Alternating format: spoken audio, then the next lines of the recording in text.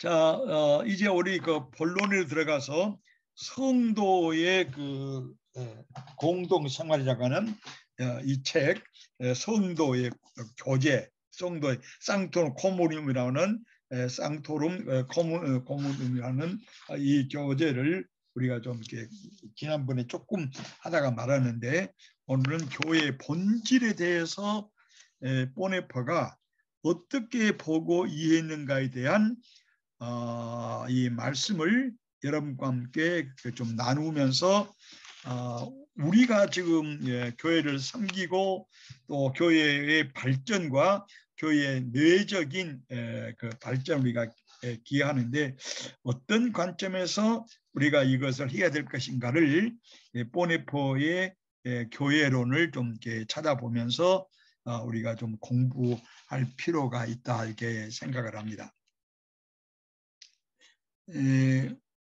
그래서 오늘 보네퍼의 교회론을 말씀을 드리려고 하는데, 보네퍼는 아주 주제를 6가지를 아주 딱 선정해 놓고 그 내용에 따라서 이분이 신학적인 박사 논문으로 여러 학자들을 이용하면서 자기의 개인적인 생각도 첨가하면서 이 논문을 썼습니다.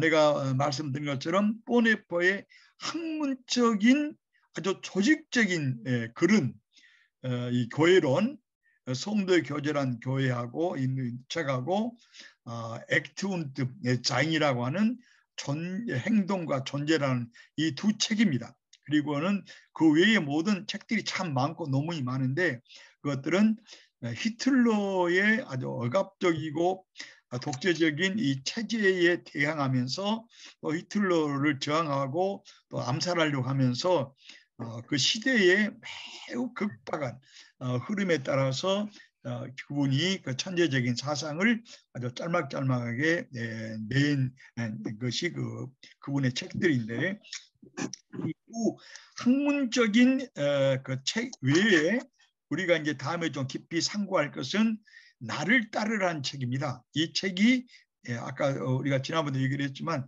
기독교 영성 학문에서도 매우 중요한 책이기 때문에 그걸 우리가 좀 다룰 것이고, 오늘은 보네퍼의 교회론을 좀 다루려고 오늘 강의가 내용이 되겠습니다. 보네퍼는 그리스도적 교회는 오직 예수 그리스도 안에서 일어난 하나님의 구원 활동을 통하여 현실적으로 발생했다라고 그렇게 했습니다. 우리가 잘 아는 내용인데요. 그리스도의 교회는 그리스도 안에서 일어난 하나님의 구원 활동을 통하여 현실적으로 하나님의 구원 활동을 통하여 현실적으로 일어났다. 이것을 앞으로 이제 좀 삼일체론적으로 다룰 겁니다. 그래서 이것이 그리스도 안에서 일어난 하나님의 계시 활동이라는 것입니다. 그래서 이 보네퍼는 하나님의 계시 그러면 우리가 관념이나 생각에서 볼 것이 아니라 구체적으로 존재하고 활동하고 있는 몸으로서 예수 그리스도의 몸으로 존재하는 교회라고 하는 이 현실, 교회의 생활, 교회의 기도, 교회의 찬양, 교회의 선교를 떠나서는 하나님의 계시를 말하거나 생각할 수 없다는 거예요. 그래서 하나님의 계시는 구약에서 신약에서 하나님의 구원의 활동이 여러 면에 나타난 걸 잘 알고 있지만, 이 보네퍼 경우에는 하나님의 교회는 비록 우리 교회가 여러모로 불순하고 또 흠도 많고 여러 측면에서 부족한 게 많을지라도 이 보이는 현실적인 우리가 경험하는 이 교회를 떠나서는 예수의 현존을 말할 수가 없고 하나님의 계시 활동을 말할 수 없다는 거예요. 그래서 보네퍼는 교회를 매우 존중하고 비록 아까 말한 것처럼 비록 불순한 것도 많고 흠잡기가 많고 또 교회가 과오를 범할지라도 이 교회를 떠나서는 하나님의 그 계시를 말할 수가 없고 그리스도의 영적인 현재를 말할 수 없기 때문에 우리가 교회를 매우 존중하고 교회를 존중하고 교회 안에서 사는 생활이 무엇인가를 밝히는 것이 신학자의 가장 중요한 임무라고 그렇게 보네퍼는 말하고 있습니다. 이런 측면에서 보네퍼는 계시 사건이 교회 안에서, 교회가 중요해요. 계시 사건이 말씀을 통해서 교회에서 선포되고 그것이 이해되고 깨닫고 믿어질 때 우리는 교회의 개념을 이해할 수 있다는 거예요. 또 이렇게 교회의 개념 없이, 교회는 현실적인 경험적인 역사적인 교회 없이 하나님의 계시나 예수 그리스도의 현존을 우리가 말하고 선포하고 이해하고 깨달을 수가 없다는 거예요. 그래서 이 두 가지가 같이 맞물려 있습니다. 그러니까 우리가 이상적인 영적인 참된 교회를 말하는 관념론자들은 이 보네퍼에 의하면 역사적이고 경험되는 때에 따라 흠이 많고 가오를 범하는 교회를 무시한다는 거예요. 그러나 이 교회를 무시하고서는 앞에 말씀드린 하나님의 계시 사건과 그리스도의 영적인 현재를 우리가 말할 수 없기 때문에 우리 교회의 그 성도의 교제, 교회가 이루어지는 이 과정이 매우 우리 신학자들과 목회자들에게 중요하다고 그렇게 표현하고 있습니다. 그래서요, 이 교회에는 여러분 혹시 알지 모르겠지만 교회라고 하는 것은 교회사를 공부해 보면 어디서 나왔냐 그러면 유대교의 콸이라고 하는 개념에서 나왔습니다. 여기에 유대교의 콸이라는 개념을 여러 학자들이 잘 밝혔는데 이 보네퍼는 매우 간단 명료하게 이걸 정리했어요. 그래서 보네퍼의 그 말을 조금 요약해서 내가 이렇게 말을 이렇게 전달하면요, 내용을 전달하면 이렇습니다. 이 유대교의 그 집회의 콸에서 에클레시아라고 하는 택해서 부름받았다고 하는 이 집단 교회가 나왔는데 이 콸은 하나님이 이스라엘 백성을 집단으로, 개인이 아니에요. 이 보네퍼는 개인을 말하는 것이 아니라 이스라엘 백성의 공동체, 이 집단을 말합니다. 그래서 우리가 지난 시간에 교회의 사역적 개념을 말했는데 보네퍼는 개인으로서 교회를 말한 것이 아니라 또 개인 신자의 중요성만 말한 것이 아니라 개인 신자의 중요성은 교회라고 하는 공동체 안에서 예수의 몸의 지체로서 개인이 중요하지 공동체로서의 교회를 등한시하고 개인주의로서만, 영성으로서만 교회를 중요시한 것은 기독교적인 교회 개념이 아니라고 이렇게 보네퍼는 역설하고 있습니다. 이런 면에서요, 우리가 그 보네퍼는 말하기를 콸은 하나님이 집단적으로 선택한 이스라엘 백성이었다는 거예요. 뭐 때문에 선택했는가?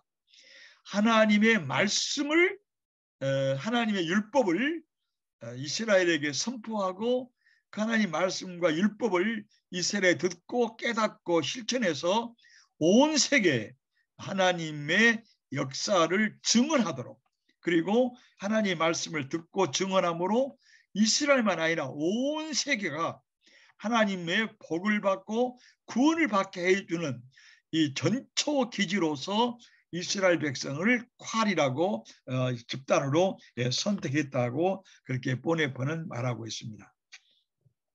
그래서 이스라엘의 콸은 하나님의 율법을 통하여 말씀을 통해서 구성되었고 이스라엘은 율법을 준행하여 그들의 소명을 실천하도록 하나님이 선택하고 불렀다고 그렇게 우리가 말할 수가 있습니다. 그래서요, 교회는 이스라엘의 그 콸이라는 개념을 에클레시아라는 기독교 교회는 받아는 들였으나 이 보네퍼에 말하면 그 유대교의 콸이라는 개념을 기독교가 전혀 새롭게 형성하고 콸이라는 개념을 완성했다는 거예요. 어떻게 했는가? 이 보네퍼에 의하면 이스라엘은 율법을 실행해서 하나님의 거룩한 백성이 되라는 소명을 실천하지 못했고 하나님 말씀과 율법을 범했고 율법을 거부했어요. 그러므로 이스라엘을 비롯해서 모든 인류는 죽은 아담, 옛 아담이 되었습니다. 그래서 하나님의 죽은 아담 또 옛 아담 대신에 율법을 범한 이스라엘과 모든 인류 안으로 이들을 새롭게 살리고 새 아담을 만들기 위해서 이스라엘과 모든 인류 안으로 예수 그리스도를 보내셔서 말씀이 육신이 되게 하는 그런 역사를 이루겠습니다. 그래서 새 아담 예수 그리스도는 율법을 범한 이스라엘과 모든 인류를 그의 십자가의 죽음과 부활을 통해서 율법의 의를 완전히 이루고 이제 율법 위에 그리스도를 믿음으로 말미암아 이제 전적으로 새로운 아담, 새 인류를 창조하기 위해서 예수 그리스도가 오셨다고, 그리고 이 새 인류가 모이는 곳이 바로 예수 그리스도를 주로 고백하는 교회 공동체입니다. 그래서 이로써 예수님은 율법을 성취하고 유대인들의 율법을 이해를 극복하고 모든 인류의 죄를 청산함으로 그를 통해서 하나님과 화해할 수 있는 새로운 길을, 새 인류를 창조했습니다.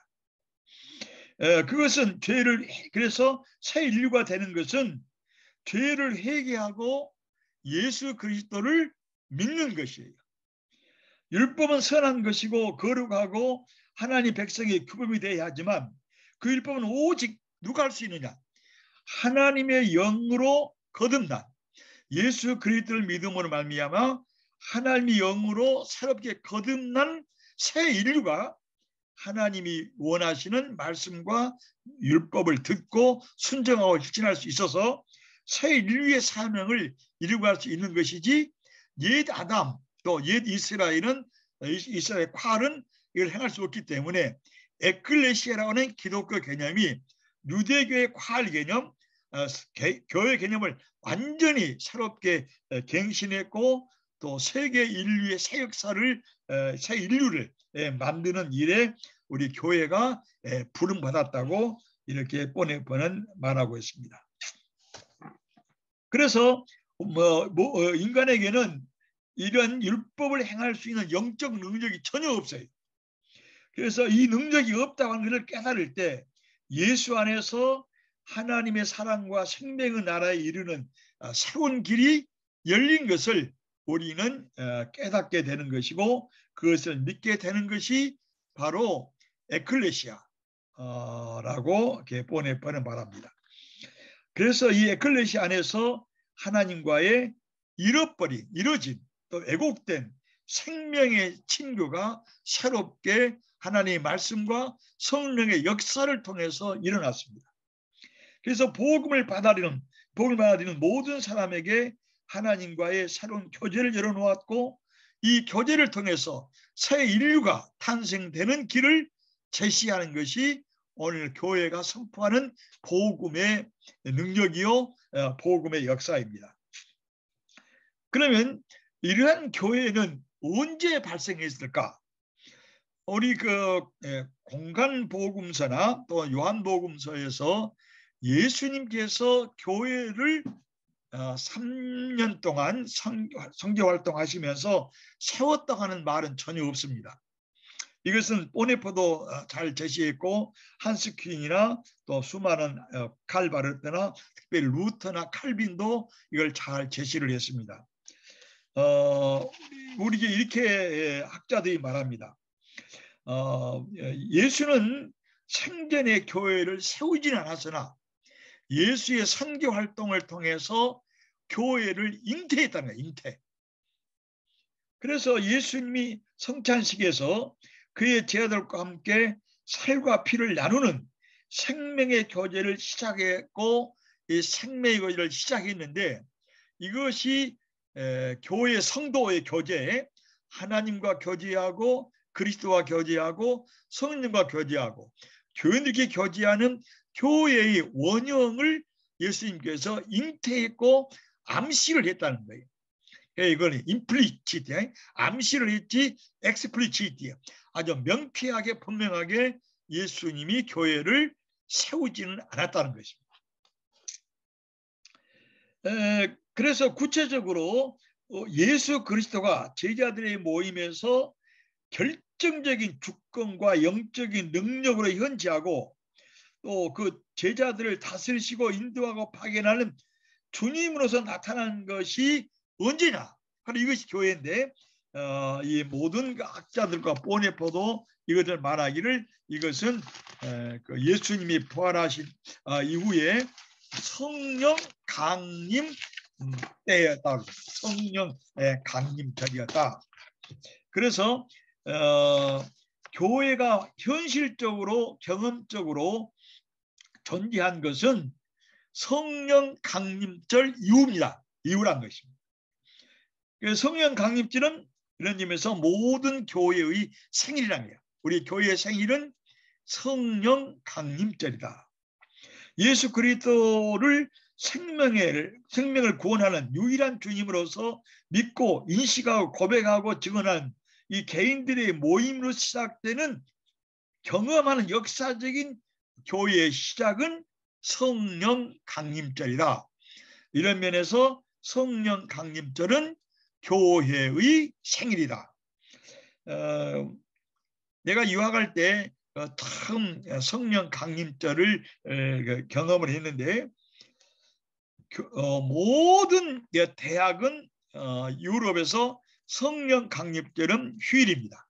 그리고 모든 회사도 다 휴일이래요.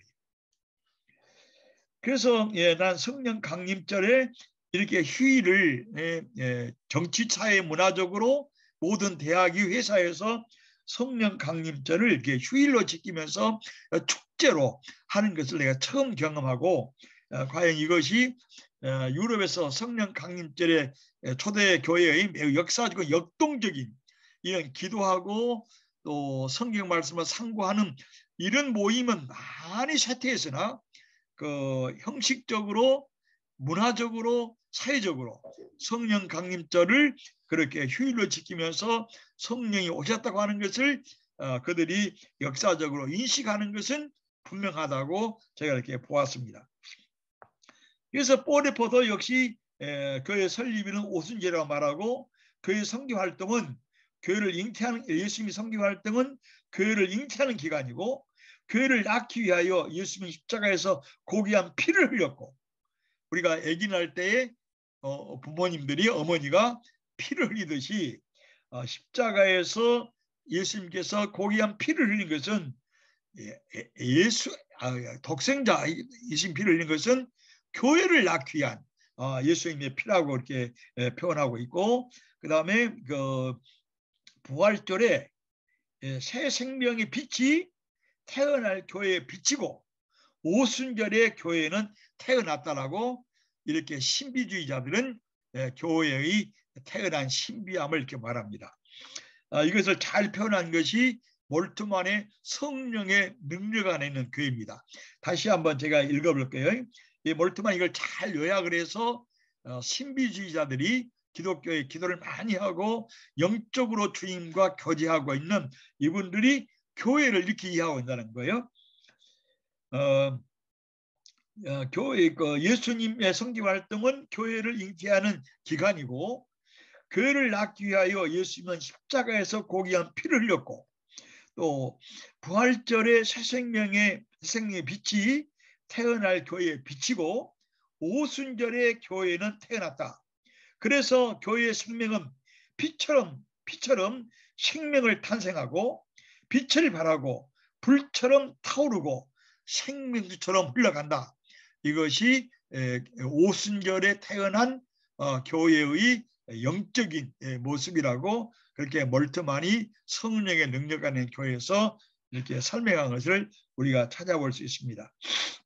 교회는 시간 속에서 확고한 기초인 예수 그리스도 위에서 세워져 있습니다.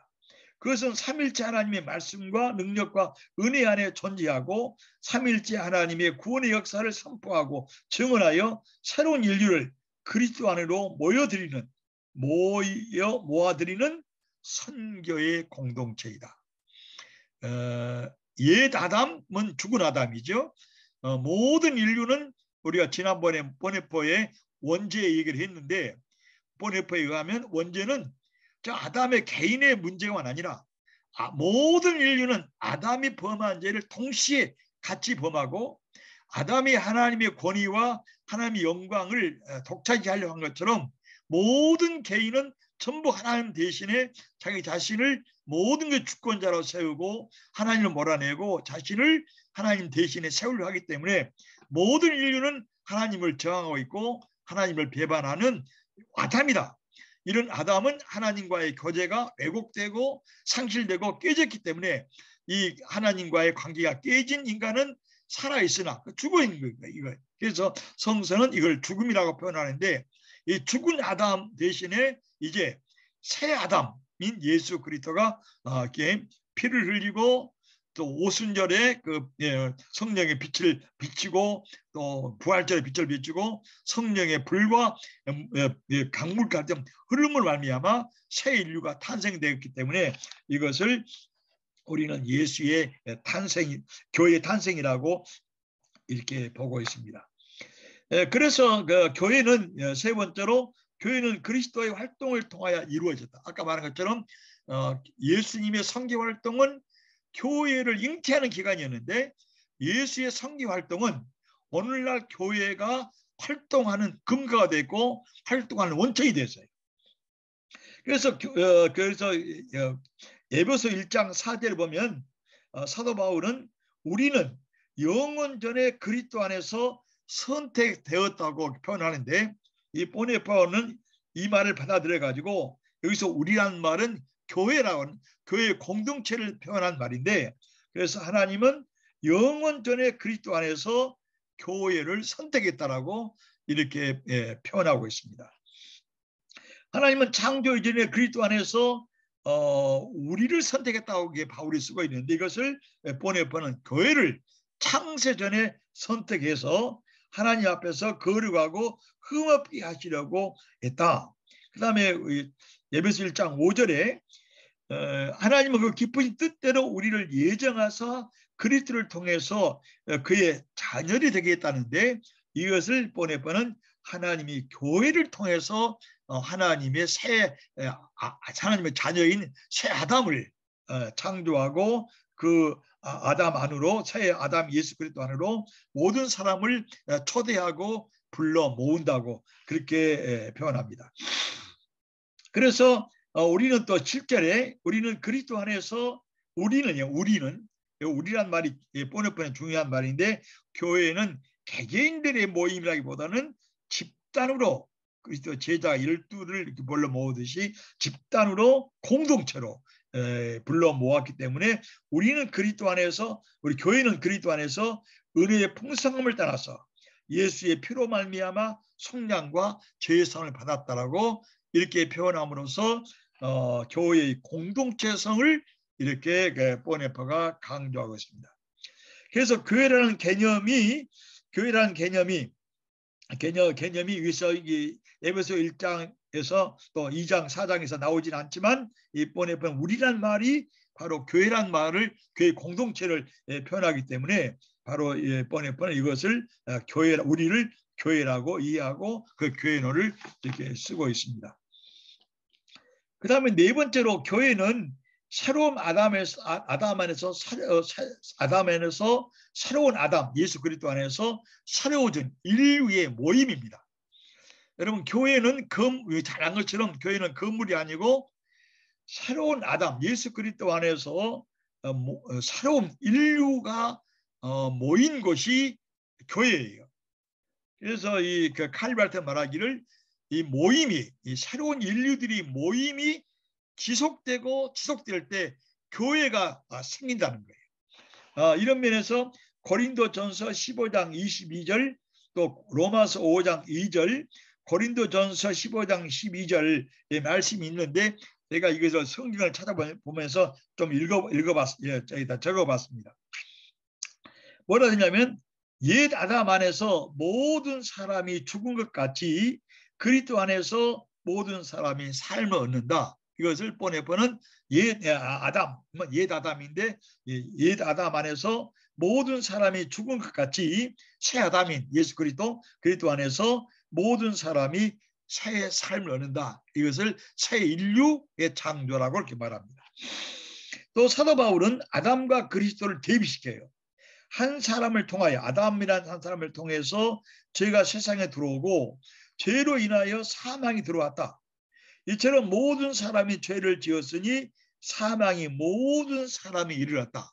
동시에 한 사람 예수 그리스도를 통해서 새 생명이 세계에 들어왔고 예수 그리스도를 통해서 새 인류가 탄생됐다라고 이렇게 바울이 대비한 것을 이제 보네포는 인용하면서 이렇게 그 새 아담 예수 그리스도와 옛 아담 그 죽은 아담과 함께 이렇게 비교하고 있습니다. 보네포는 모든 개인은 아담이라고 말합니다. 아까 내가 말을 했는데요. 그래서 아담은 모든 인간은 완전한 죄인이에요. 모든 사람이 하나님 앞에 죄인으로 홀로 서 있어요. 그런 하나님 앞에서 심판을 받고 홀로 죽어야 할 죄인이에요. 그런데 하나님은 성서에 보듯이 모든 이런 죄인을 사랑하시고 그들을 구원하기 위해서 하나님이 인간 대신에 예수 그리스도를 보내서 그를 심판받게 하고 모든 인류 죄를 대신 지시고 심판받게 해서 죽게 함으로 말미암아 모든 죄를 그님이 그리스도가 짊어지게 했고 우리 죄를 청산했다는 거예요. 이런 측면에서 보네포는 하나님은 죄를 매우 무섭게 다루고 엄격하게 심판하고 엄격하게 다루신다라고 아주 진지하게 다룬다고 표현합니다. 동시에 하나님은 죄인을 얼마나 진지하게 열정적으로 사랑했든지 그의 아들을 그리스도를 이제 보내시고 말미암아 죄인 대신에 죽게 함으로 하나님의 사랑의 진지성, 하나님의 완전성을 두 가지를 동시에 우리가 파괴된다라고 이렇게 보네포는 보고 있습니다. 그래서 하나님이 죄를 얼마나 진지하게 보는가, 얼마나 죄를 진지하게 다루는가, 얼마나 죄를 엄격하게 다루는가 하는 것은 우리가 구약에서 본 것처럼 보네포는 예를 들기를 우리가 소돔과 고모라를 보면 하나님이 얼마나 죄를 무섭게 보는 것을 우리가 볼 수 있다라고 말합니다. 그래서 이게 하나님은 율법의 의를 성취하고 인류의 모든 죄를 청산하고 그래서 하나님과의 새 관계를 형성하고 새 인류를 창조하기 위해서 로마서 5장 9절 10절인 것처럼 이렇게 그리스도를 보냈고 교회가 그리스도 안에서 창조된 것을 말합니다. 로마서 5장 9절 10절 이랬어요. 우리가 그리스도의 피를 인하여 의롭다함을 받았고 그의 죽으심을 인하여 하나님과 화해되었으니 또 그의 살아계심을 인하여 우리가 구원을 받았다. 이것은 예수 그리스도의 대리행위라고 합니다. 이 대리는 하나님의 은혜의 선물이다. 그래서 우리 대신에 우리를 위해서 우리 때문에 예수가 대신 이렇게 고난 당한 것은 우리 인류의 사랑에 대한 예수의 대리행위고 이 대리행위는 어떤 누구도 대신할 수 없고 어떤 누구가 극복할 수도 없고 어떤 누구가 추월할 수도 없는 유일무이한 하나님의 사랑의 행위고 유일해적인 사건이기 때문에 여기는 보충이 필요하잖아요. 내가 이전에 그 대학원 다닐 때 우리 한신 신학대학원에 불교 화계사라는 절이 있어요. 그 절에서 우리 대학원 학생들과 함께 그 스님들한테 좀 한문을 배우려고 몇 번 다녀봤는데 그 굉장히 도를 많이 닦은 선을 많이 닦은 선사 스님이 한 분 계셔요. 그분이 이런 말씀을 하시더라고요. 화계사 중들 가운데 새벽에 일어나서 부처상 앞에서 염불 드리는 중이 아무도 없다는 거예요. 자기가 혼자 한다는 거예요. 그리고 이 중들이 그때가 뭐 1970년 초인데 70년 초인데 중들이 거의 밖에서 잠을 자기 때문에 절은 밤에 비어 있다라고 이렇게 말한 것이 지금도 기억이 나는데 그분의 말의 핵심은 뭐냐고 그러면 제대로 승려들이 석가모니 중들의 말을 듣고 실천하고 염불을 하는 사람이 없다는 거예요. 그러면서 우리한테 하는 말이 기독교는 어떠냐는 거예요. 과연 기독교의 목사님들은 화교사에 있는 중들처럼 그렇게 새벽에 일어나서 하나님 말씀을 읽고 명상하고 그리스도의 제자로 살아가느냐 하는 말을 했는데, 우리가 그리스도 피로 인해서 의롭다함을 받았고 그의 죽으심을 인하여 하나님과 화해되었으니 더욱 그가 살아계심을 인하여 우리가 구원을 받았고, 예수 그리스도의 대리 행위를 어떤 누구 대리할 수 없는데, 그 성령은 뭐라고 얘기하냐면 석가모니가 예수를 대신할 수 있다는 거예요. 그래서 나는 이제 그 성령한테 이 사도 바울의 말씀을 인용하고 내가 배운 신학을 중심으로 해서 절대로 예수님께서 유일회적으로 십자가에 달려서 처형된 십자가의 처형과 부활 사건은 석가모니도 또 부처도 어떤 소크라테스도 공자도 어떤 누구도 대신할 수 없고, 그리고 또 어떤 사람의 공적이 추월할 수 없다. 아무리 돌을 많이 닦은 부처 성녀도 예수님의 공적과 예수님의 대리 행위를 추월하거나 보충할 필요가 없다. 이것은 완전하게 유일회적으로 성취됐고 완성된 것이기 때문에 누구의 보충이나 누구의 도움이 필요하지 않다라고 이걸 말했고, 이것이 예수 그리스도를 통해 이루어진 하나님의 구원의 행동의 유일무이한 사건이기 때문에 이 사건 위에 우리는 다른 사건을 하나님의 계시 구원의 사건으로 인정하지 않는다. 이게 성서의 근본 흐름이라고 내가 말한 적이 기억이 납니다. 그래서 우리가 그 옛 아담으로 대표되는 인간은 타락으로 인해서 하나님과의 관계가 왜곡되었고, 또 그래서 이 전혀 죽었던 우리가 이제는 하나님과 관계가 살아나고 새 인류로 태어난 이것이 예수 십자가와 부활을 통해 이루어진 것이고, 이것이 오늘날 교회의 참 모습이다 하는 것을 우리가 여기서 찾아볼 수 있습니다. 그 다음에 그 다섯 번째로 예수 그리스도와 교회의 관계는, 이것이 내가 지금 우리 보네퍼의 교회론을 요약해서 말씀하는데, 보네퍼는 굉장히 길게 썼습니다. 그래서 내가 요약하면서 내 그 신학적인 이해를 좀 첨가하면서 이렇게 썼습니다. 그 예수와 그리스도의 관계, 여러분들 우리 그 사도 바울이 우리는 교회는 예수의 몸이라고 그랬고, 또 에베소에서는 교회는 예수의 몸이니 만물을 충만케 하시는 예수의 몸이라고 그렇게 표현했어요. 그리고 예수는 교회의 머리라고 그랬어요. 그럼 우리가 흔히 그 머리와 몸과 관계할 때 같이 동등한 것으로 보기 쉽습니다. 그런데 이 보네페는 두 가지 다 말하고 있어요.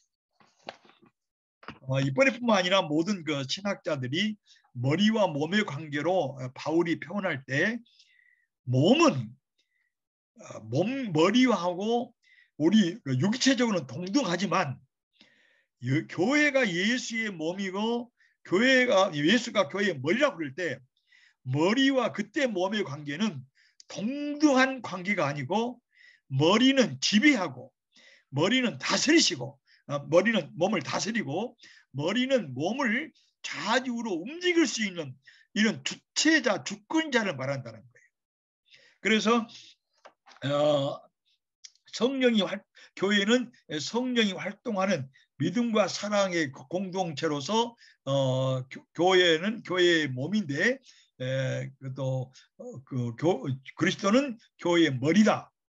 그런데 이것이 여러분들 아는 것처럼 고린도전서 12장 12절, 로마서 1장 14절 다 나와 있습니다. 여러분들 다 신학교 시절에 배운 것이고, 여러분 다 목사님들 다 아시는 내용인데, 이래서 이 보네프 말하기를 이때 몸은 교회가 그리스도 몸이라고 그럴 때 구체적으로 존재하는 지방교회 하나하나를 말한다는 거예요.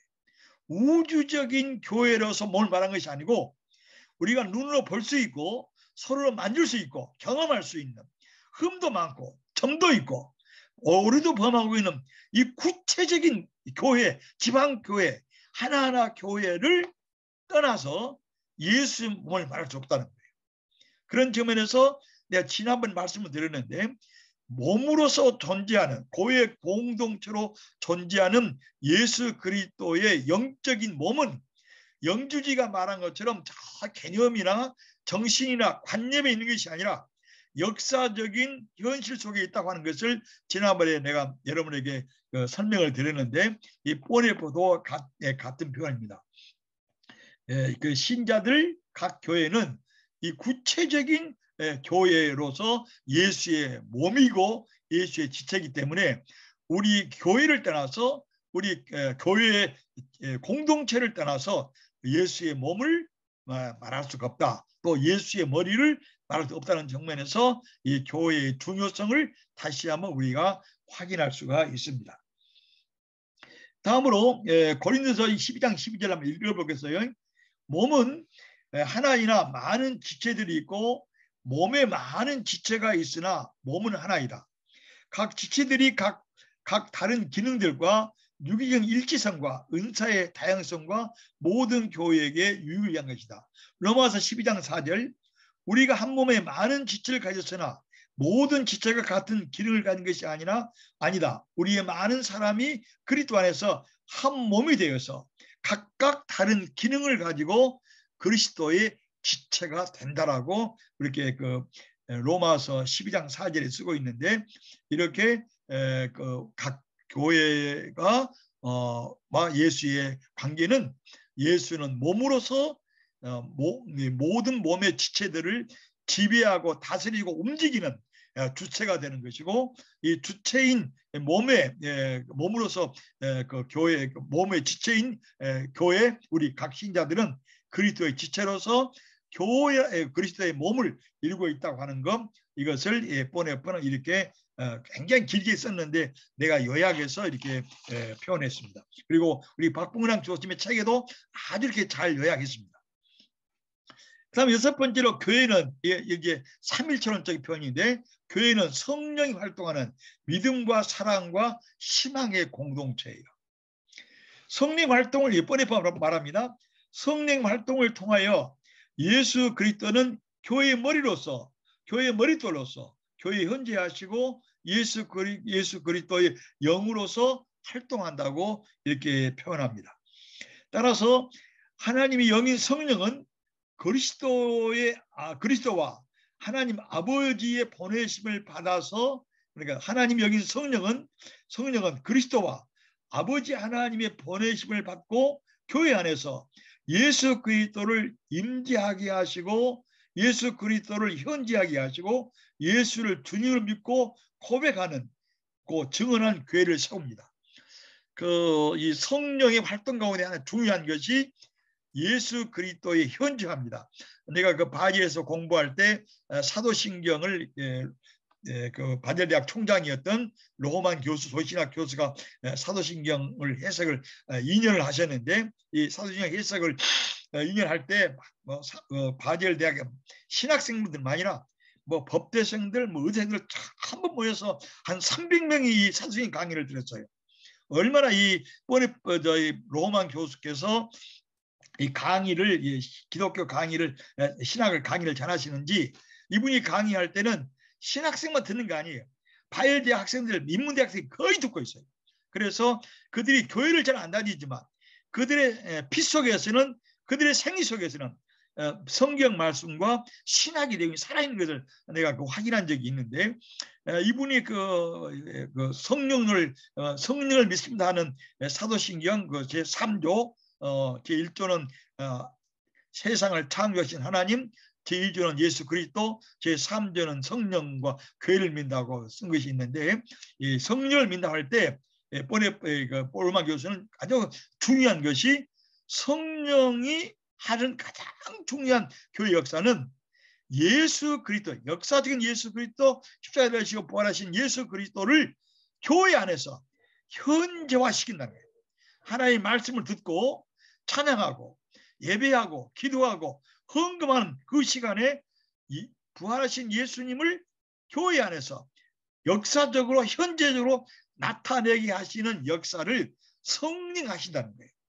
그런 면에서 우리는 창조자 성령이 오소서 홈 홀리 스피릿 이 기도를 모든 목사와 성도들은 이 예배 드릴 때마다 해야 된다고 우리 그 로만 교수가 성령론 강의할 때, 사도신경 강의할 때 기억이 납니다만은, 보네포도 성령은 교회는 성령이 활동하는 믿음과 사랑과 희망의 공동체다. 성령이 예수 그리스도를 현재화시켜서 예수 그리스도에 대한 믿음과 예수의 사랑과 예수에 대한 희망이 아주 역동적으로 역사하는 곳이 교회고 그런 공동체다 하는 것을 이렇게 보네파가 아주 명쾌하게 해명하고 있습니다.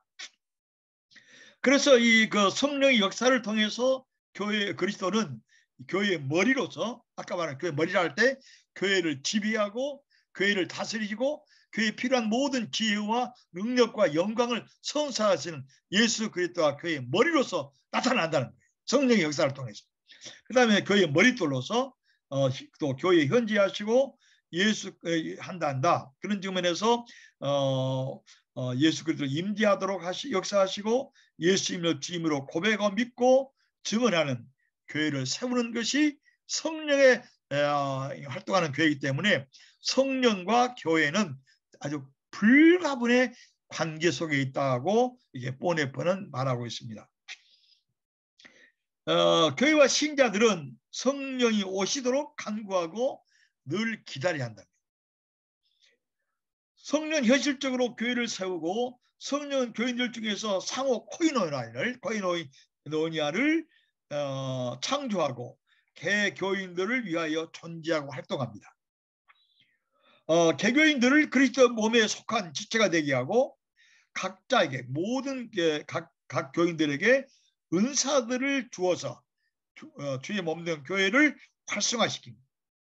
보네포는 이 교제를 사회학적 교제라고 부르는데, 내가 지난번에 교회의 사회학적 개념을 보네포 입장에서 설명했는데, 이 사회학적이란 말은 그냥 사회적인 활동한다는 말이 아니라 모든 교인들이 그리스도를 중심으로 하나님과 사귀고 또 성령과 사귀고 성령과 하나님과 삼일체와 사귐으로 모든 교인들이 서로 나누고 서로 협조하고 서로 눈물과 고통과 침을 주고받고 나누는 이런 관계가말로 사회학적인 이 관계라고 이게 보네포는 표현하고 있습니다.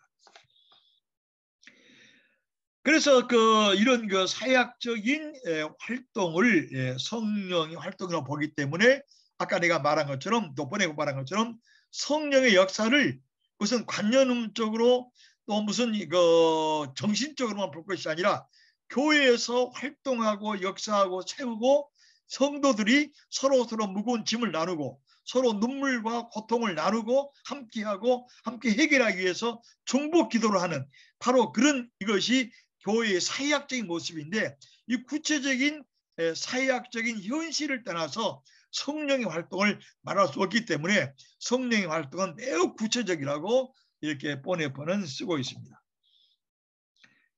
그래서 이 참된 교제는 우리가 하나님과 예수 그리스도와 성령 안에서 깨어지지 않는 관계 안에 있음을 확인한다. 예수 그리스도 안에서 그리스도와 성령 안에서 서로 깨어지지 않는 관계는 바로 무엇을 표시하느냐? 나와 성도가 서로 사랑하고 교제하는 이 모임인데, 바로 우리가 우리 현재 교회가, 우리 경험하는 교회가 그렇지는 못하지 않습니까? 그래서 이 보면 나중에 경험하는 교회와 참으로 하늘에 있는 교회와 또 차이점을 말합니다. 교회의 몸이면서도 우리 현재 교회는 영적이고 실제적인 예수의 몸을 그대로 현재 교회 안에서 볼 수 없기 때문에 이 교회는 직접적으로 예수의 몸이라고 이렇게 말할 수는 없지 않느냐, 또 이런 말도 보네포가 하고 있어요. 그래서 여러분 옛날에 신학교 시절에 가시적인 교회와 불가시적인 교회, 승리하는 교회와 싸우는 교회, 현재적인 교회와 미래의 교회, 지상의 교회와 천상의 교회라는 말을 여러분 이 신학적인 개념을 여러분 들었으리라 생각하는데, 이것도 칼 바르트나 보네포가 자세히 설명하지만 여러분 잘 본 것처럼 현실적인 교회는 예수의 신부로서 흠과 티가 없는 완전 무결한 교회가 아니란 거예요. 이게 뻔히도 말합니다. 고린도 교회가 절대로 완전한 교회가 아니에요. 고린도 교회는 간음도 있었고 재판도 하고 성도끼리 매우 다투고 그 안에 많은 분파가 있었어요. 갈등하는 교회요, 분쟁하는 교회예요. 그럼에도 불구하고 사도 바울은 고린도서 3장과 7장에서 이 교회를 예수의 몸이라고 보고 너희가 예수의 몸인 것을 모르는 성령의 전인 것을 모르느냐. 하나님의 성전이 거룩하니 너희도 거룩하라고 그렇지 않으면 하나님의 성전을 더럽히면 너희를 멸하리라고 말씀하셨는데 이런 면에서 현재적인 교회의 약함과 순결하지 못함과 또 천상의 예수 그리스도의 몸 실체를 현재 교회 안에서 우리가 볼 수 없음에도 불구하고 이 가시적인 이 교회를 또 떠나서는 영적이고 참된 하늘의 교회를 말할 수 없기 때문에 이 현재적인 교회와 미래의 교회, 경험하는 교회와 영적인 교회의 이 상호 보충적이면서도 서로 또 분리되어지는 이면 상호 연결되면서도 상호 나누어지는 이 두 측면을 현재 교회에서 보네파가 다 말하고 있습니다. 그 다음에 그 성경과 말씀과의 관계인데요. 보네파는 이걸 표현합니다. 이 보네파 말하기 전에 성경과 말씀의 관계를 우리가 그 누구예요? 그 칼빈의 그 신론에서 이 성령과 말씀론을 매우 강력하게 아주 명확하게 잘 표현하고 있습니다. 이 칼빈의 말을 잠깐 그 칼빈의 이해를 표현합니다. 칼빈이 이렇습니다. 하나님의 영 그리스도께서 보내고 하나님이 보낸 그리스도 영 하나님의 영은 성경을 떠나서는 활동하거나 말하지 않는다는 거예요. 그래서 그 칼빈은 이 성경과 성령이라는 그 항목에서 하나님의 영은 성경의 단어를 통해서 또 성경의 문장들을 통해서 성령은 하나님을 이해하고 은혜를 이해할 수 있는 빛을 조명하고 거기에 은혜를 주신다는 거예요. 그래서 성경의 말씀과 성경의 단어 하나하나 또 성경의 문장 뭐 요한복음이든지 요한복음 문장이든지 로마서의 문장이든지 이 문장이 하나님 말씀이 되는 것. 하나님 말씀 바이블 is word of God. is 말씀이 성경이 하나님 말씀이다 라고 하는 것이 아니라 word of God이 된다. becomes 하나님의 말씀이 되는 것. 이거 언제냐? 성령께서 성경의 단어, 성경의 문장, 우리가 성경을 읽을 때 또 성경에 대해서 설교하고 말씀을 증언할 때 이 성경을 통해서 성령이 조명하고 또 은혜를 줄 때 이 성경은 살아있는 하나님이 말씀이 된다. 이렇게 칼빈도 말하고 칼발트도 말합니다. 이 면에서 우리가 주목할 것은 칼빈이 이렇게 말해요. 지금 우리가 성경을 읽을 때 또 성경을 말씀할 때 하늘에서 하나님이 성령을 보내서 이 단어를 통해 성경 단어를 통해서 성경 문장들을 통해서 직접 성령이 빛을 주고 은혜를 준다고 하는 이런 그 믿음을 가져야 성경은 생동하는 하나님의 말씀이 되고 그렇기 때문에 성경은 하나님의 말씀이다라고 이렇게 우리가 표현합니다. 이것을 칼빈 말인데 이것은 그 보네파도 이렇게 말합니다. 예수 그리스도의 구원의 능력과 생명력은 성경을 떠나서는 말할 수 없다는 거예요. 여러분 성경을 떠나서 여러분 불경을 말합니까? 성경을 떠나서 노자 도덕경을 말합니까? 성경을 떠나서 무슨 다른 무슨 경전들이 말을 합니까? 오로지 성경을 통해서만 예수 그리스도 또한 하나님의 구원의 능력과 생명은 우리에게 증언되고 전달되고 지금 우리에게 확인되는 거예요.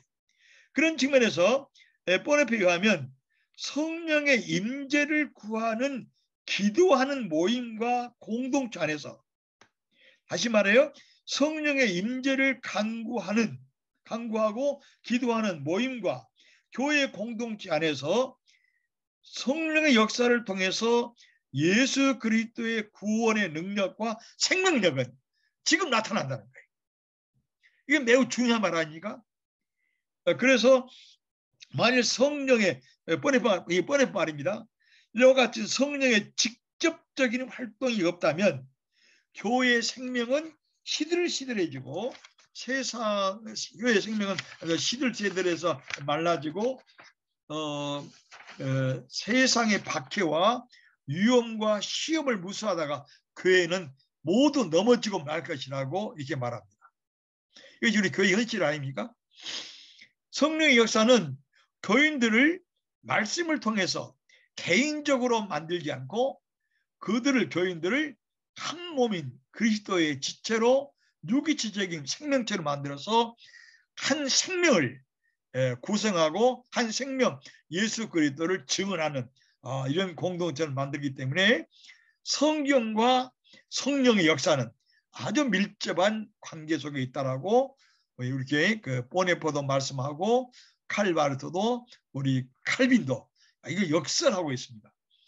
그래서 지금 우리가 코로나 시대를 지나면서 교회 모임이 매우 시들해지고 쇠약해졌는데 창조자 성령이 오소서라고 하는 이 기도를 우리 모든 목회자들과 교인들이 아주 합력해서 새롭게 할 때 성령의 역사를 통해서 말씀에 하나님의 성경 말씀에 성령이 빛을 조명하고 은혜를 주셔서 모든 성도들이 이 말씀을 듣고 이해하고 깨닫고 능력을 얻어서 교회를 다시 세우는 이런 새로운 역사가 일어날 것입니다. 성령의 말씀과 함께 보네포 말입니다.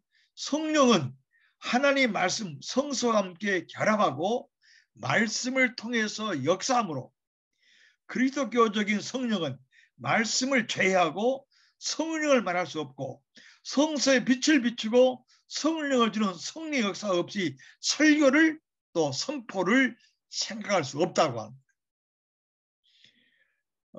그래서 아까 말씀드린 것처럼 창조자 성령 오소서라고 하는 것이 모든 목회자의 설교의 알파와 오메가가 되어야 될 것입니다.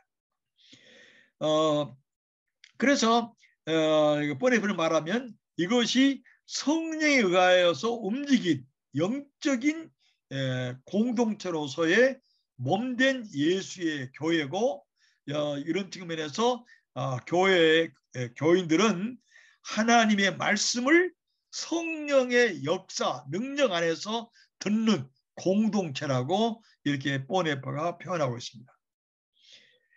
그래서 영에 사로잡힌 자들은 성령에 사로잡힌 자들은 교회 안에 있기 마련이고 영에 사로잡히지 않는 사람들은 성령이 활동하는 교회 안에 있을 수가 없다고 보네파가 말합니다.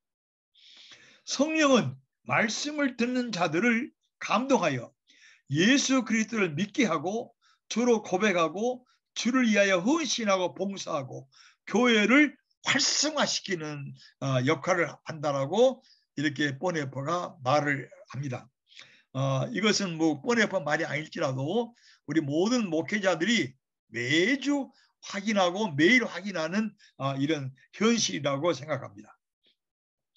그 다음에 성령과의 영의 교제인데요.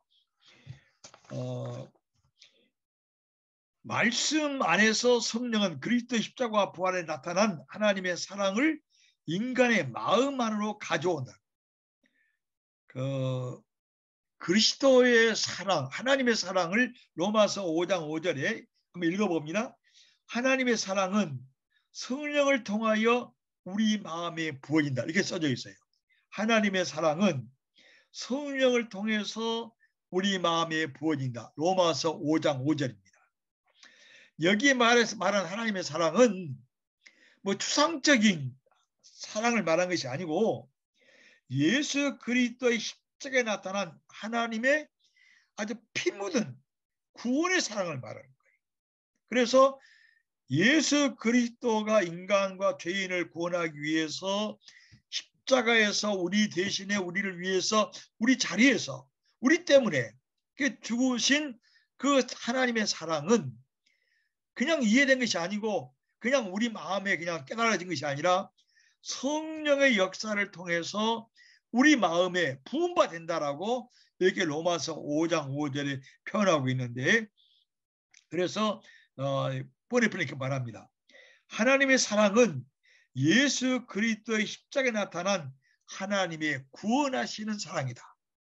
이 사랑은 성령의 역사를 통해서 모든 사람의 속 사람을 강건하게 하고 또 예수 그리스도에 대한 믿음을 창조하고 또 믿음을 통해서 성령의 또 우리의 믿음을 통해서 인간의 마음속으로 그리스도까지 모시게 하는 이런 역사를 한답니다. 에베소 3장에 있는 말씀인데요. 18장 19절에 있는 말씀.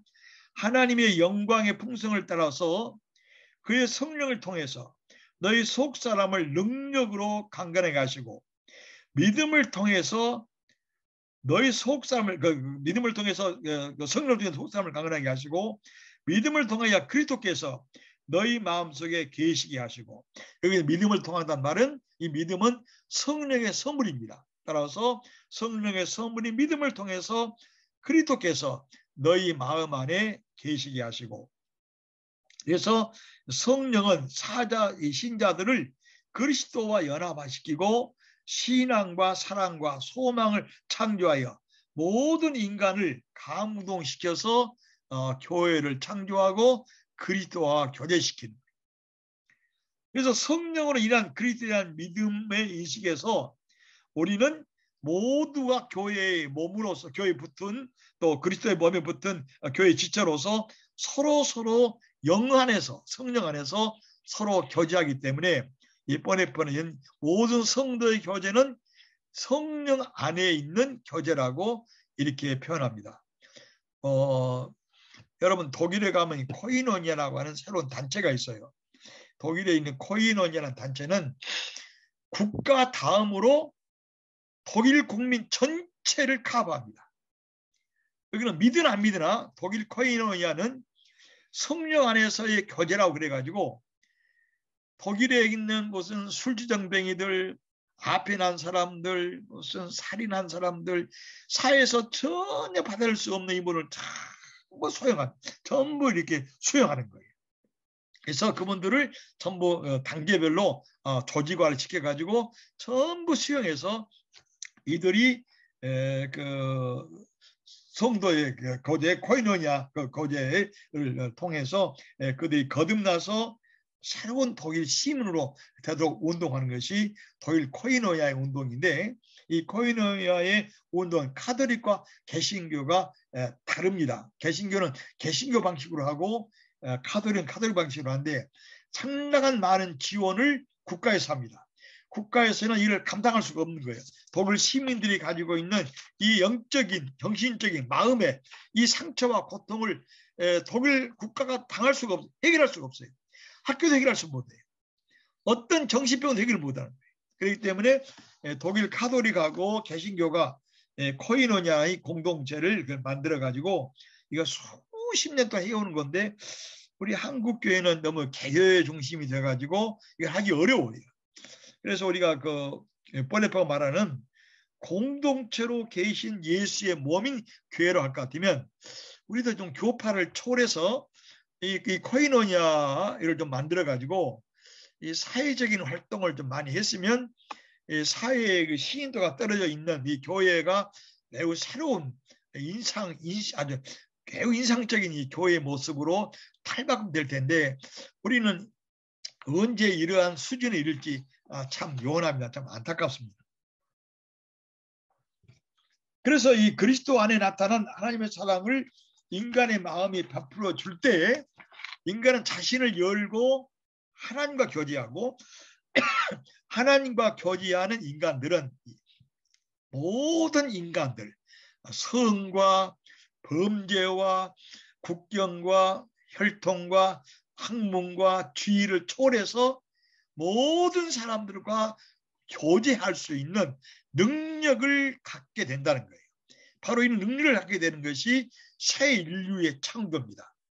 바로 이것이 보네파가 말하는 성도의 교제입니다. 이게 교회의 모습이라는 거예요.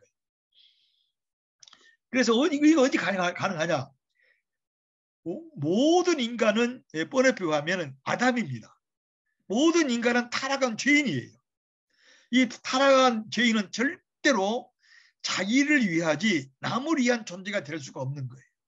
모든 인간은 자기 유익을 구하는 것이고 모든 국가는 자기 국가를 위해서 타 국가를 다 착취하고 없애는 것이지 어떤 국가도 타 국가를 위해서 자기 국가를 희생하는 아무도 없어요. 이것은 오로지 보네파에 의하면 사회 공동체로서 존재하고는 예수의 몸을 이해하는 그런 교회만이 이런 민족과 혈족과 국경을 초월할 수 있는 이런 우주적인 보편적인 공동체의 그 능력을 이 세계에다가 설치할 수 있다라고 이렇게 표현합니다. 내가 하나님의 뜻을 위하고 나의 뜻을 전적으로 포기할 때는 타락한 인간 할 수가 없어요. 내가 하나님의 뜻을 위하고 나의 뜻을 전적으로 이웃의 유익을 위해서 포기하는 인간은 새 인간이고 새 인류고 새 아담에 속한 그의 공동체만이 가능합니다. 하나님이 그러한 인간을 위하심으로 하나님이 그와 같이 버린 인간을 위하심으로 나도 이웃을 위해서 또 그런 버린 인간을 위해서 내 유익을 포기하고 그들을 위해서 때에 따라 희생까지도 각오할 수 있다라고 이렇게 보네파는 말하고 있습니다. 그래서 하나님의 교제의 가능성 여부는 사람들의 능력이나 사람들의 교육이나 사람들의 경험에 있는 것이 아니고 오직 그리스도의 사랑의 교제를 통해서만 가능하다는 거예요. 그 어거스틴은 말하기를 성도의 교제는 하나님의 영의 감동을 받아서 사랑과 은혜를 바라는 사랑하는 사람들의 교제라고 표현합니다. 다시 말하겠습니다. 다시 읽겠습니다. 어거스틴은 이렇게 표현합니다. 성도의 교제는 하나님의 영의 감동을 받아서 사랑과 은혜를 바라는 사랑하는 자들의 교제이다. 이 사랑하는 자들의 교제, 하나님의 사랑을 실천하고 있는 이 사랑하는 자들의 사랑의 교제는 아까 말한 것처럼 혈통과 민족과 국경을 초월해서 모든 게 초월하는데 우리가 사도신경에 보편적 교회를 믿는다는 말이 바로 이 말입니다. 우리가 내 교회가 독일에 있고 한국에 있고 미국에 있고 독일에 있을지라도 하나님의 영의 감동을 받아서 하나님의 사랑과 은혜를 바라는 이 교회는 이런 국경을 초월해서 모든 성도들과 함께 교제하고 그들의 고통을 짊어지고 그들의 아픔을 같이 참여하면서 연대하는 이런 교회의 모습은 또 이런 삶은 세상에 없습니다. 이것은 오직 예수 그리스도 안에 있는 교회만이 가능한 이런 모습이라고 표현합니다. 그래서요, 사랑의 교제를 하는 자는 그리스도 안에 있는 자이고 그런 이웃의 또 성도에 대한 사랑과 자비의 관계에서 그는 예수 그리스도를 대신합니다. 내가 이웃에 있는 또 내 이웃의 유익을 위해서 내 유익을 희생을 하고 또 내가 때에 따라서 내 가능한 걸 내 자신을 생명도 이웃도 또 이웃을 위해 나눠줄 수 있는 것은 그리스도를 대신하는 이 관계이다. 따라서 보네파가 말하기를 이것이 작은 그리스도의 생활이라고 합니다. 보네파는 모든 성도는 이웃에 대해서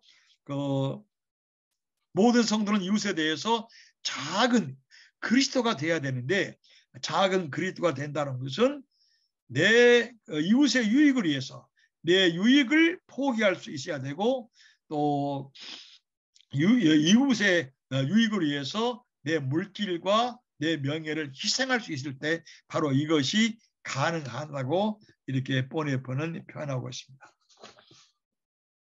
보네파의 이러한 교회의 교제는 그리스도가 교회를 위하여 있고 교회가 그리스도를 위하여 존재하기 때문에 가능하다. 교회를 이해한다는 것은 두 가지 관점에서 번역해 말하는데, 첫째로 표현하면 신자 행위는 그리스도의 몸에 붙어 있는 행동이기 때문에 그리스도의 대리행위라는 거예요. 요한복음 15장에 다 아신 것처럼 신자의 행위는, 신자는 그리스도 몸에 붙어 있는 지체로서 예수의 생명과 예수의 능력이 그 포도나무 비에 보이는 것은 신자에 흘러나오기 때문에 신자의 행동과 척도의 규범은 예수의 생명과 예수의 생활의 척도와 규범에 따라야 된다는 것이죠. 그래서 이러한 교제가 바로 영적인 교제인 것이고, 영의 교제인 것이고, 이 영의 교제는 그냥 관념 없는 교제가 아니라 구체적으로 예수의 생명과 예수의 능력이 나의 희생과 나의 헌신과 나의 내가 어떤 것을 이웃을 향해서 드림을 말미암아 보여질 때 바로 이것이 그리스도의 영적인 교제의 표현이라고 이렇게 보네포는 이렇게 표현하고 있습니다. 이것을 이 보네포는 두 사람의 예를 들어가지고 구체적으로 표현하는데, 하나는 모세 예를 듭니다. 또 한 사람은 사도 바울인데, 여러분 아시는 것은 출애굽기 33장 32절에 모세는 이스라엘 백성들이 범죄해서 하나님이 이스라엘 백성을 없애버리려고 할 때 이렇게 말하지 않습니까?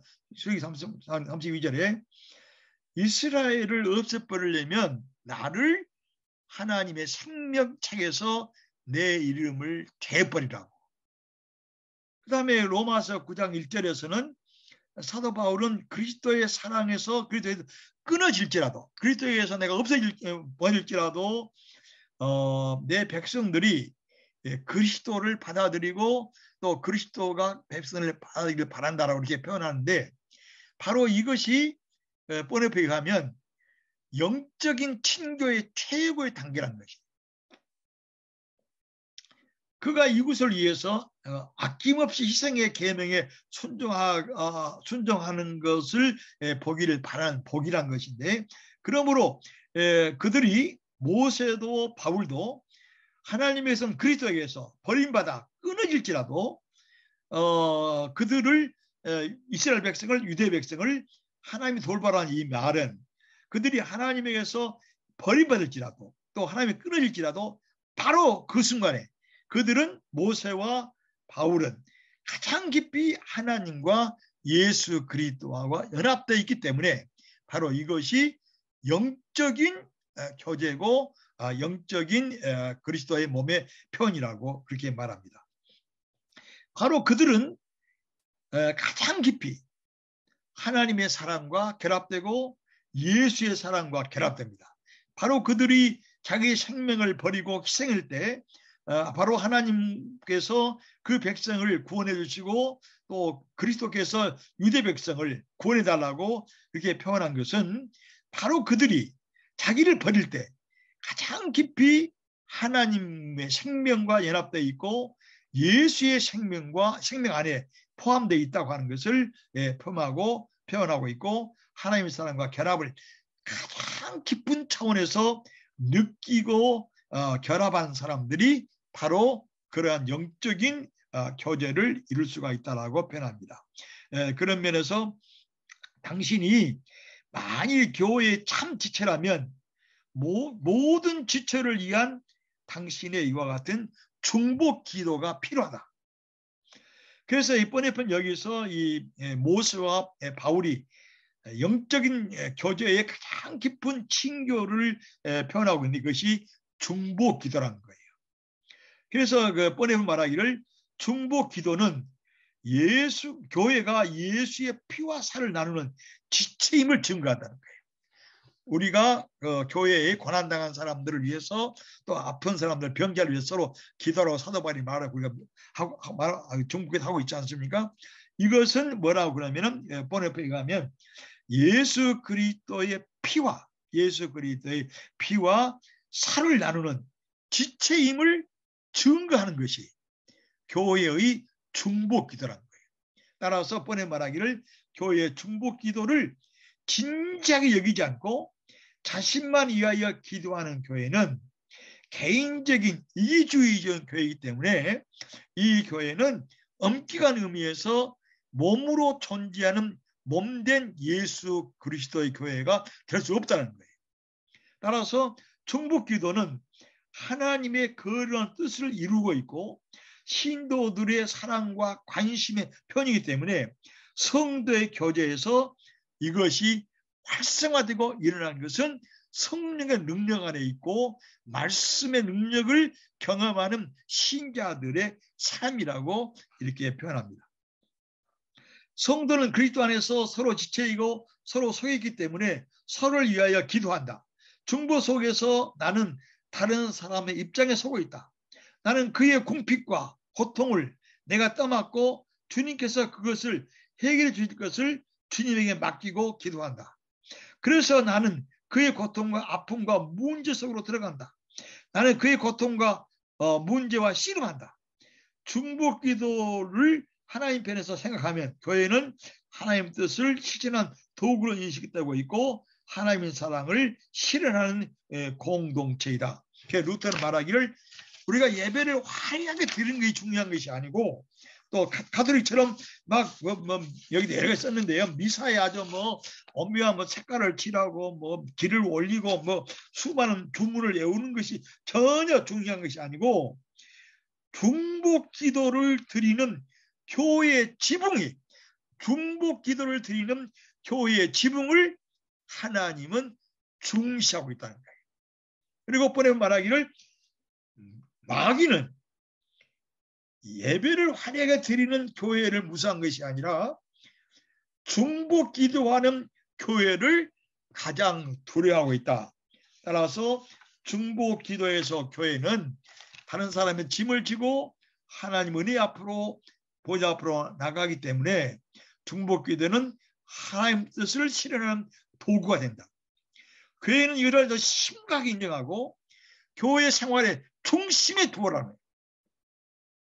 중보 기도 속에서 이웃을 위한 기독교적인 사랑의 본질이 아주 입증되다는 거예요. 그리스도 그것이 교회 공동체에서 존재하는 교회의 모습이다. 교회는 현존하는 그리스도이다. 이런 측면에서 교회는 이런 면에서 이웃의 짐을 지고 이웃의 고통을 내 고통을 알고 이것을 지고 은혜 보좌 앞에 나가서 하나님 사람 이걸 맡기고 이걸 하나님이 해결해 주고 간절히 간구할 때 바로 이것이 교회가 현존하는 그리스도의 몸이 된다라고 이렇게 표현합니다. 그래서 교회에 있다 이런 면에서 교회에 있다는 말과 그리스도 안에 있다는 말과는 같은 말이라고 이렇게 보네퍼는 표현하고 있습니다. 이제 그 보네퍼의 교회론의 마지막으로 들어가는데요. 교회의 영적 교제와 일치점입니다. 하나님도 그리스도 성령은 삼일체 안에서 서로 함께 서로 위해서 서로 함께 존재하고 활동합니다. 신약은 교회가 공적이고 사적인 일에서 하나의 신학, 하나의 예배, 하나의 교회, 하나의 설교, 하나의 신자 생활이 있다라고 말하지 않는다는 거예요. 우리 모두에게 몸도 하나이고 성령도 하나이고 주도 하나이고 믿음도 하나이다. 세례도 하나이고 성령도 하나이다. 그러나 직책은 많으나 주님은 하나이다. 능력은 많으나 하나님 한 분이다. 이것을 루터님께 설명했다는 것이죠. 이 말씀은 교회들과 성도들이 성령 안에서 단일성, 아주 단편적으로 아주 일편단적인 이 단일성, 똑같은 같은 빵을 찍어내는 빵 같은 그런 걸 말한 것이 아니고 성도의 교제는 개인의 개성과 독자성을 제거하고 말살하는 것이 아니라는 것이죠. 여기서 개인의 독창적인 인격적인 성격과 인격적인 교제를 모든 교회가 똑같이 하는 말이 아니에요. 똑같아야 된다는 거 아니에요. 성령이 이루는 일체라고 하는 것은 다양성 안에서의 일치입니다. 각자의 개성과 각자의 특수성이 가지고 있음에도 불구하고 각자는 달라요. 각자의 하나님의 형상에도 불구하고 각자의 가지고 있는 성격과 감정과 인식과 사는 모습을 다름에도 불구하고 영 안에서 일치한다는 말은 다양성 안에 하나님은 한 분 예수 그리스도를 고백하고 하나님을 고백하고 그리스도를 고백한다는 이 신앙 고백에서 일치한다는 거예요. 이 표현이 뭐냐면 보네포는 사도신경과 주기도문을 말합니다. 전 세계 교회가 일치할 수 있는 것은 사도신경과 주기도문이에요. 그래서 우리는 이 사도신경과 주기도문을 쉽게 여기는데 보네포는 교회의 일치의 표식으로서 사도신경과 주기도문을 매우 중시하고 이 사도신경과 주기도문을 같이 일치할 수 있을 때 모든 교회는 영적으로 교회 안에 그리스도 안에서 일치할 수 있다라고 그렇게 표현합니다.